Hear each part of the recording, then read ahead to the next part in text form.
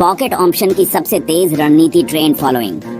क्या हाल है मेरे भाइयों, प्रिट कुमार वापस आ गया है एक और धमाकेदार वीडियो के साथ। आज हम पॉकेट ऑप्शन की सबसे तेज रणनीति पर चर्चा करने जा रहे हैं, ट्रेंड फॉलोइंग।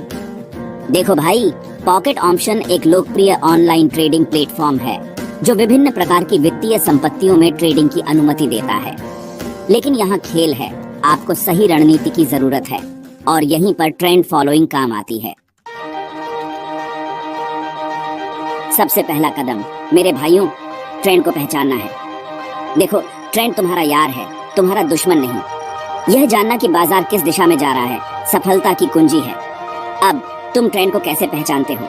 ये रॉकेट साइंस नहीं है यार। तुम ट्रेंड लाइन, मूविंग एवरेज और अन्य तकनीकी संकेतकों का उपयोग कर सकते हो। ये तुम्हारे सीक्रेट वेपन है। ट्रेंड लाइन मूल रूप से एक रेखा है जो एक चार्ट पर उच्च चढ़ाव या निचले उच्च को जोड़ती है, जो आपको दिशा का एक स्पष्ट विचार देती है। मूविंग एवरेज पिछले मूल्य डेटा को सुचारू बनाता है और आपको ट्रेंड की पुष्टि करने में मदद करता है। और तकनीकी संकेतक, वे तुम्हारे भरोसेमंद साइडकिक हैं जो गति, मात्रा और बाजार की धारणा में बदलाव का विश्लेषण करके अतिरिक्त अंतर्दृष्टि प्रदान करते हैं। याद रखें दोस्तों, ट्रेंड आपका मित्र है। एक बार जब आप इसे पहचान लेते हैं तो इसके साथ बहें, इसके खिलाफ नहीं। ये वैसा ही है जैसे जिंदगी में, है ना, लहरों के साथ बहना। ठीक है, तो अब जब आप ट्रेंड को स्पॉट करने में प्रो बन गए हैं, तो अगला कदम यह तय करना है कि किस दिशा में ट्रेड करना है। यह आसान है दोस्तों, ट्रेंड के साथ जाओ। यदि ट्रेंड ऊपर की ओर है तो आप खरीदना चाहते हैं। इसे बेलिश कहा जाता है। यह ऐसा है जैसे आप एक रॉकेट जहाज पर कूद रहे हैं जो चांद पर जा रहा है। बस सवारी का आनंद लें और अपने मुनाफे को आसमान छूते हुए देखें। दूसरी ओर, यदि ट्रेंड नीचे की ओर है तो आप बेचना चाहते हैं। इसे बेयरिश कहा जाता है। अब इसका मतलब यह नहीं है कि यह बुरी खबर है। आप पैसे कमाने के लिए नीचे के रुझान का भी व्यापार कर सकते हैं। यह वैसा ही है जैसे आप सर्फ कर रहे हैं। आपको बस ये जानना होगा कि लहर को कब पकड़ना है। लेकिन यहाँ बात है मेरे दोस्तों, ट्रेडिंग की दिशा चुनते समय सिर्फ ट्रेंड पर ही भरोसा न करें। अन्य कारकों पर भी विचार करें, जैसे कि समाचार, घटनाएं, आर्थिक संकेतक और यहाँ तक कि अपनी खुद की आंत भावना भी। अब आइए ट्रेडिंग गेम के सबसे महत्वपूर्ण पहलुओं में से एक के बारे में बात करते हैं, जोखिम प्रबंधन।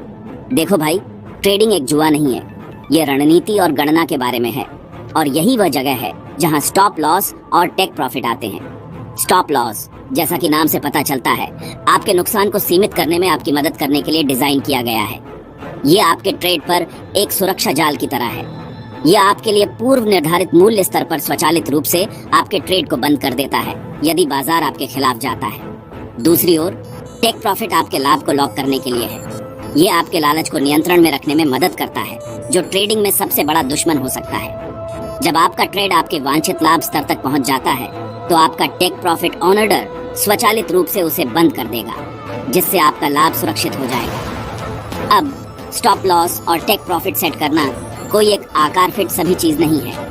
यह आपके द्वारा लिए जा रहे जोखिम की मात्रा, बाजार की स्थितियों और आपकी व्यक्तिगत ट्रेडिंग शैली सहित कई कारकों पर निर्भर करता है। तो आपने अपना शोध कर लिया है, आपने अपनी योजना बना ली है और आपने अपना व्यापार कर लिया है। क्या अब आप बस आराम कर सकते हैं? आराम कर सकते हैं और अपने पैसे को ऊपर जाते हुए देख सकते हैं? गलत। ट्रेडिंग के बारे में एक बात जो आपको याद रखनी चाहिए, वह यह है कि यह एक स्थिर प्रक्रिया है। आपको अपने ट्रेड पर लगातार नजर रखने की जरूरत है और यह सुनिश्चित करने की जरूरत है कि चीजें आपकी योजना के अनुसार हो रही हैं। अब इसका मतलब यह नहीं है कि आपको पूरे दिन अपने चार्ट से चिपके रहने की जरूरत है। विभिन्न उपकरण और तकनीकें हैं जो आपको अपने ट्रेड की निगरानी करने में मदद कर सकती हैं, भले ही आप अपने कंप्यूटर से दूर हों। एक बात जो आप कर सकते हैं वह है मूल्य अलर्ट सेट करना। ये अलर्ट आपको सूचित करेंगे जब आपकी संपत्ति आपके द्वारा निर्धारित मूल्य स्तर तक पहुंच जाएगी, जिससे आप कार्रवाई कर सकते हैं। आपको अपने ट्रेडिंग प्लान और बाजार की स्थितियों के आधार पर अपने स्टॉप लॉस और टेक प्रॉफिट को समायोजित करने के लिए भी तैयार रहना चाहिए। याद रखें, बाजार अप्रत्याशित है और आपको अपने पैरों पर सोचने और उसी के अनुसार समायोजन करने में सक्षम होना होगा। दोस्तों, अगर आप ट्रेडिंग में सफल होना चाहते हैं तो प्लानिंग गेम का नाम है। ये वैसा ही है जैसे आप किसी यात्रा पर जा रहे हों। आपको यह जानना होगा कि आप कहां जा रहे हैं और आप वहां कैसे पहुंचने वाले हैं। आपके ट्रेडिंग प्लान में आपके ट्रेडिंग लक्ष्य, जोखिम प्रबंधन रणनीति और निश्चित रूप से आपकी ट्रेडिंग रणनीति शामिल होनी चाहिए। यह मूल रूप से आपकी ट्रेडिंग यात्रा के लिए आपका रोड मैप है। अब आपके ट्रेडिंग लक्ष्य विशिष्ट, मापने योग्य, प्राप्त करने योग्य, प्रासंगिक और समयबद्ध होने चाहिए। आप सिर्फ यह नहीं कह सकते मैं पैसा कमाना चाहता हूँ। आपको खुद से पूछने की जरूरत है कि आप कितना पैसा कमाना चाहते हैं, आप इसे कब तक हासिल करना चाहते हैं और आप इसे हासिल करने के लिए क्या जोखिम उठाने को तैयार हैं। जोखिम प्रबंधन किसी भी ट्रेडिंग योजना का एक अनिवार्य हिस्सा है। आपको यह तय करने की जरूरत है कि आप प्रति ट्रेड कितना जोखिम उठाने को तैयार हैं और अपने नुकसान को कम करने के लिए स्टॉप लॉस ऑन ऑर्डर का उपयोग कैसे करें। और अंत में आपको अपनी ट्रेडिंग रणनीति तय करने की जरूरत है। आप किस प्रकार के विश्लेषण का उपयोग करने जा रहे हैं, आप किन संकेतकों पर भरोसा करने जा रहे हैं, आप अपने ट्रेडों में कब प्रवेश करने और कब निकलने वाले हैं। ये सभी ऐसे प्रश्न हैं जिनके उत्तर आपको अपनी ट्रेडिंग रणनीति विकसित करते समय देने की आवश्यकता है। याद रखें, एक ठोस योजना के बिना आप असफल होने की योजना बना रहे हैं। ट्रेडिंग में टाइमिंग सब कुछ है। यह जानना कि कब खरीदना है और कब बेचना है उतना ही महत्वपूर्ण है, अगर इससे ज्यादा महत्वपूर्ण नहीं है कि क्या खरीदना है और क्या बेचना है। तो आप ट्रेडिंग के लिए सही समय कैसे चुनते हैं?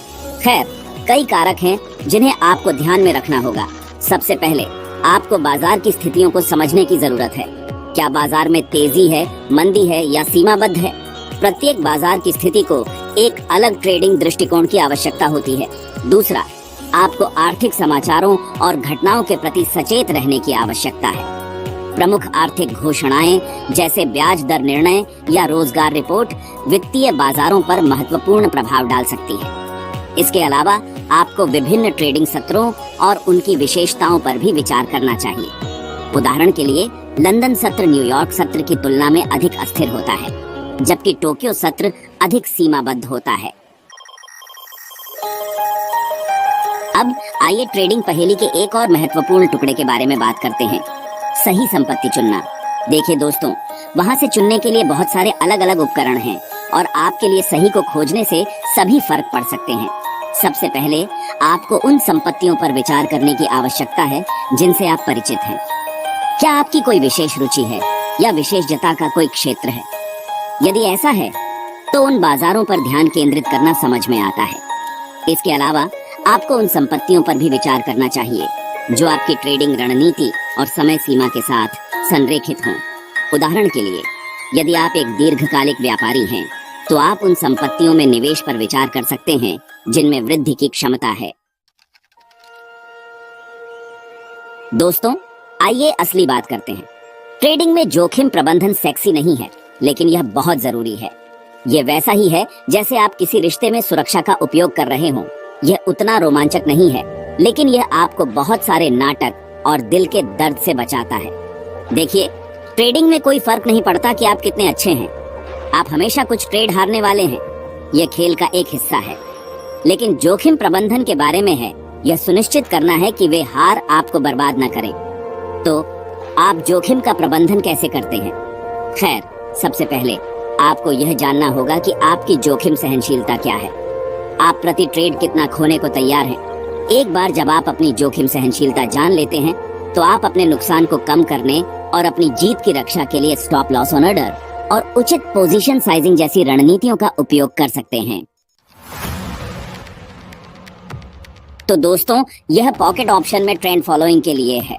याद रखें, ट्रेंड आपका दोस्त है और इसके साथ जाना हमेशा आसान होता है। बस सुनिश्चित करें कि आपके पास एक ठोस योजना है, अपने जोखिम का प्रबंधन करें और हमेशा सीखते रहें। मैं प्रीत कुमार हूँ और मैं आपको अगली बार देखता हूँ।